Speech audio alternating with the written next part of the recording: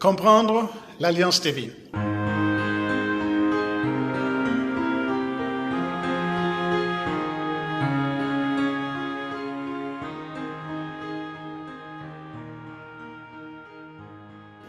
Bienvenue à votre émission. Notre étude aujourd'hui a pour thème une alliance perpétuelle. La question du jour, pourquoi Dieu a-t-il changé le nom d'Abraham? Qui est Abraham? Abraham, l'un des prophètes les mieux connus de l'histoire, apparaît pour la première fois dans la Bible dans Genèse 11, 26, qui dit « Téra, âgé de 70 ans, engendra Abraham, Nachor et Haran. » Le nom Abraham signifie « père élevé » ou « père exalté ». Et Dieu change ce nom en Abraham, c'est-à-dire « père d'une multitude de nations ». Dans Genèse 12, verset 2, l'Éternel dit à Abraham, « Je ferai de toi une grande nation et je te bénirai, je rendrai ton nom grand et tu seras une source de bénédiction. » Notons qu'Abraham avait 75 ans et n'avait pas d'enfant lorsque Dieu lui fit cette promesse. Mais après de longues années d'attente, Abraham, à bout de patience, cherche à aider Dieu dans l'accomplissement de sa promesse et conçoit un enfant avec Agar, la servante de sa femme. Évidemment, cela était contre le plan de Dieu. Mais 24 ans après la promesse initiale, Dieu visite encore Abraham et lui réitère sa promesse que l'on trouve dans Genèse 17, versets 4 et 5. « Voici mon alliance que je fais avec toi. Tu deviendras père d'une multitude de nations. On ne t'appellera plus Abraham, mais ton nom sera Abraham, car je te rends père d'une multitude de nations. » C'est ainsi donc que le nom d'Abraham fut officiellement changé en Abraham, signifiant encore père d'une multitude de nations. Par ce changement de nom, Dieu scelle l'alliance qu'il a établie avec Abraham et garantit la certitude de sa promesse. À l'âge de 100 ans, l'enfant promis, Isaac, lui est accordé à travers son épouse Sarah, alors âgée de 91 ans, chose impossible, humainement parlant, même à cette époque. En quoi donc cela me concerne, tu te poses la question? Eh bien, selon le récit biblique, Abraham a eu plusieurs enfants biologiques, en plus d'Ismaël et d'Isaac, selon Genèse 25, versets 1 à 6. Mais la postérité promise à Abraham va au-delà de sa descendance biologique.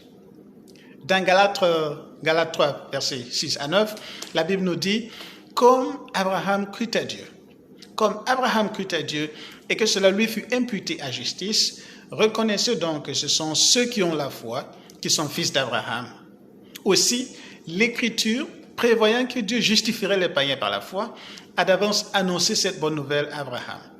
Toutes les nations seront bénies en toi, de sorte que ceux qui croient sont bénis avec Abraham, le croyant. » Paul, dans ce passage, explique que la multitude que Dieu a promise, à travers l'alliance scellée par le changement de nom d'Abraham à Abraham, n'a rien à voir avec les descendants de la lignée biologique d'Abraham, mais plutôt les fils d'Abraham dans la foi, c'est-à-dire la multitude de ceux qui croiront en Jésus-Christ comme Abraham crut en Dieu.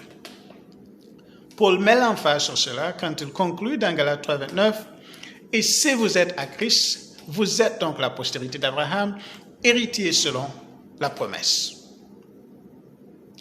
Lorsque nous acceptons Jésus-Christ comme Seigneur et Sauveur personnel, nous devenons fils et filles d'Abraham et nous partageons la bénédiction de l'alliance que Dieu a établie avec son peuple. Cher ami, comme avec Abraham, Dieu désire sceller une alliance avec toi aujourd'hui. Il veut te donner à toi aussi un nom nouveau. Dans Apocalypse 2, verset 17, Jésus dit, « À celui qui vaincra, je donnerai de la manne cachée, et je lui donnerai un caillou blanc. Et sur ce caillou est écrit un nom nouveau, que personne ne connaît, si ce n'est celui qui le reçoit. » Cependant, force est de constater que la promesse faite à Abraham avait pour condition que Abraham accepte de marcher avec Dieu. De la même manière, aujourd'hui, Dieu a des promesses particulières pour toi. Quelles promesses pour toi en particulier? Je ne le sais. Mais je sais ceci.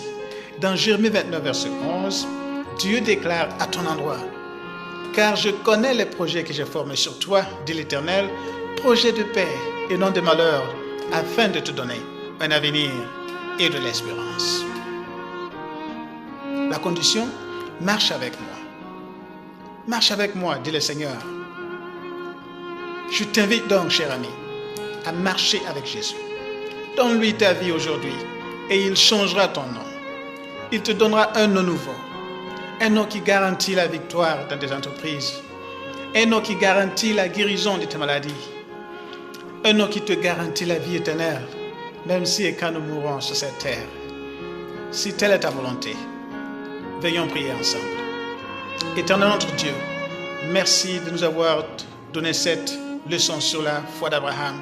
Aide-nous à placer en toi notre confiance totalement et à accepter Jésus dans notre vie. Au nom de Jésus. Amen et Amen.